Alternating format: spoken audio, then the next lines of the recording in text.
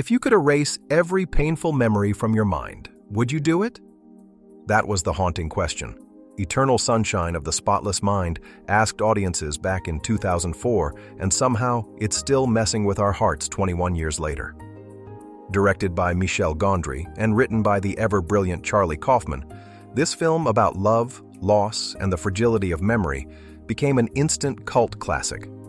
For a movie about forgetting, it sure gave us a lot to remember, from Jim Carrey's quiet heartbreak to Kate Winslet's chaotic hair colors. Still, behind the frozen lakes and fading memories lies an avalanche of odd, unbelievable, and emotionally charged stories that shaped the masterpiece we know today. So, let's take a trip back into Joel and Clementine's broken, beautiful minds and uncover the 10 odd facts that made Eternal Sunshine of the Spotless Mind one of the most unforgettable films ever made. Let's start with where this all began, a random conversation in France. 1. The idea came from a French artist's random conversation. Before Charlie Kaufman ever touched the script, Eternal Sunshine of the Spotless Mind began as a simple what if from a French artist named Pierre Bismuth, a friend of director Michel Gondry. Bismuth imagined a world where people could receive anonymous cards saying they'd been erased from someone's memory. Dark, awkward, and oddly funny. Right up Kaufman's alley. When Bismuth shared the idea with Gondry, the director was instantly obsessed. They teamed up with Kaufman to expand the concept into something bigger, a surreal love story that flips heartbreak into science fiction.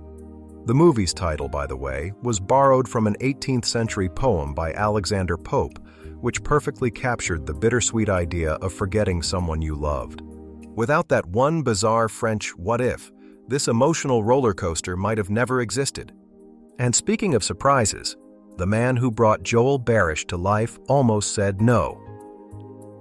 2. Jim Carrey. Almost turned it down.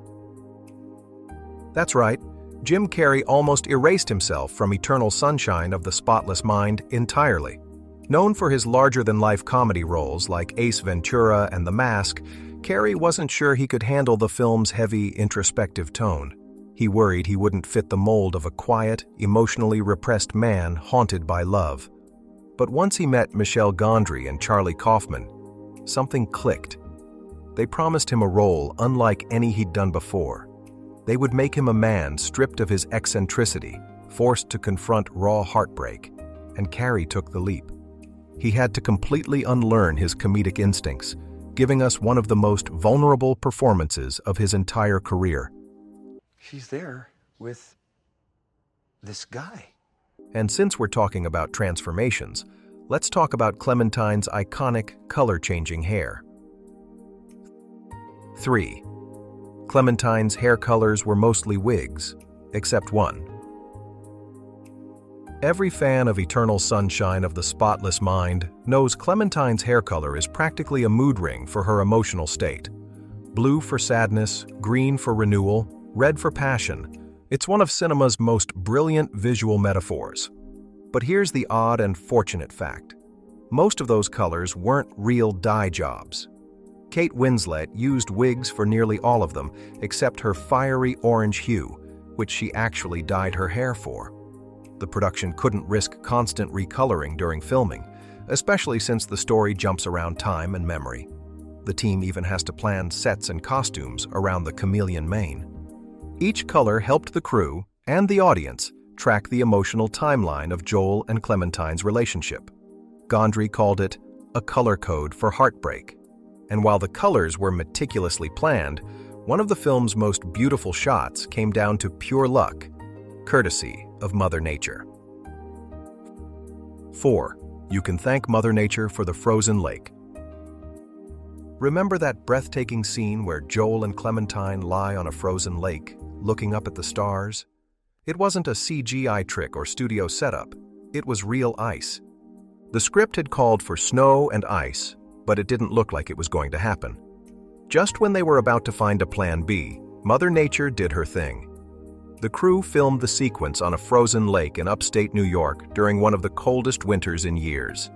The ice cracked beneath them several times, but Gondry insisted on shooting there because he wanted the fragility of the moment to feel real, like love itself. Acidiously emphatic. Carrey and Winslet were literally risking hypothermia to give us that moment of stillness. The crackling sounds you hear in the film? 100% real. It's wild to think that a scene about emotional risk almost turned into a physical one. But on Gondry's set, unpredictability was part of the magic, especially when it came to acting. 5. Everyone could improvise, except Jim Carrey. Michel Gondry's directing style was famously chaotic. He encouraged actors to improvise, change dialogue, and even move props around to make moments feel organic. Kate Winslet thrived under that freedom. The Titanic star's wild energy made every scene unpredictable. But Jim Carrey wasn't allowed. Gondry specifically told him not to improvise, because Joel needed to feel emotionally contained, the complete opposite of Winslet's free-spirited Clementine. That dynamic wasn't just acting, it was deliberate chemistry. Their clashing energies mirrored real-life relationships where one person's chaos meets another's calm. A wino? A wino? Jesus.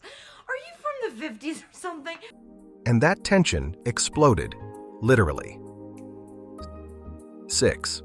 The train punch scene was totally real. In one memorable scene, Clementine playfully punches Joel during a conversation on the train. But here's the twist. That moment wasn't scripted at all. Kate Winslet spontaneously threw the punch, and Jim Carrey's startled reaction is completely genuine. Instead of reshooting, Gondry kept it because that tiny flash of real emotion said everything about their relationship. It's those raw, unscripted beats that make Eternal Sunshine of the Spotless Mind feel so real. Yeah. I've seen you, man. Book slave there for like... Gondry made sure to catch every one of them because his cameras were always rolling. 7. The cameras never stopped rolling. Michel Gondry had a trick. He'd keep cameras rolling even when the actors thought they were between takes.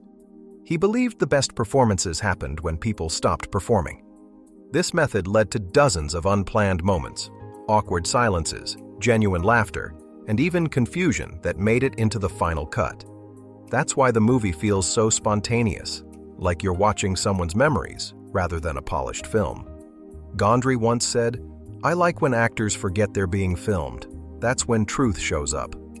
Fun fact, that truth cost them over 30,000 feet of film daily. But sometimes the truth hits a little too close to home. 8. Gondry didn't realize how real his movie was until his girlfriend left him. Here's a painful bit of irony. While Michel Gondry was directing a movie about heartbreak and memory erasure, he was living through one himself. During production, his girlfriend broke up with him, and he later admitted he didn't realize how much the film mirrored his own emotional state until then.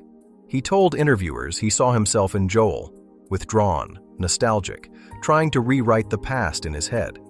It's what made the movie's emotional tone so raw and personal. Life imitated art in the most heartbreaking way possible. But on the set of Eternal Sunshine of the Spotless Mind, heartbreak wasn't the only real thing. 9. They literally let the tide wash over the beach house. The crumbling beach house near the end of Eternal Sunshine of the Spotless Mind might have looked like a CGI trick, but it's not. Gondry actually built a house on the beach, timed the shoot with the ocean's tide, and let nature destroy it in real time.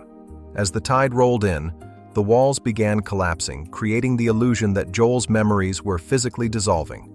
No special effects, no green screen, just raw, natural chaos. It's the perfect metaphor for memory, fragile, fleeting, and eventually swallowed by the tide of time. And if all that sounds wild, wait till you hear about the future of memory erasure, because science might be catching up to the movie. 10. Memory erasure might not be fiction. Much longer. That's right, Eternal Sunshine of the Spotless Mind may not stay science fiction forever. Neuroscientists have actually experimented with memory manipulation, using drugs like propranolol to weaken emotional responses linked to trauma. By 2014, it was actually successful in mice. In theory, it's the first step toward the kind of selective memory erasure the film imagined. Scary, right? While we're still far from a full lacuna incarts experience, it's eerie how accurately the movie predicted our obsession with controlling pain instead of feeling it. Maybe that's why it still resonates, because we all secretly wish forgetting could fix what's broken. So, there you have it. 10 odd, fascinating facts about Eternal Sunshine of the Spotless Mind. Charlie Kaufman once said that love is a memory trying to stay alive. And that's exactly what this movie is. A memory we refuse to erase.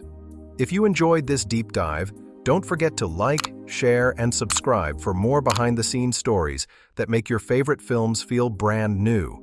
Let us know what movie you'd like us to zoom in on. It doesn't matter how old. This is where we remember the movies you'll never forget.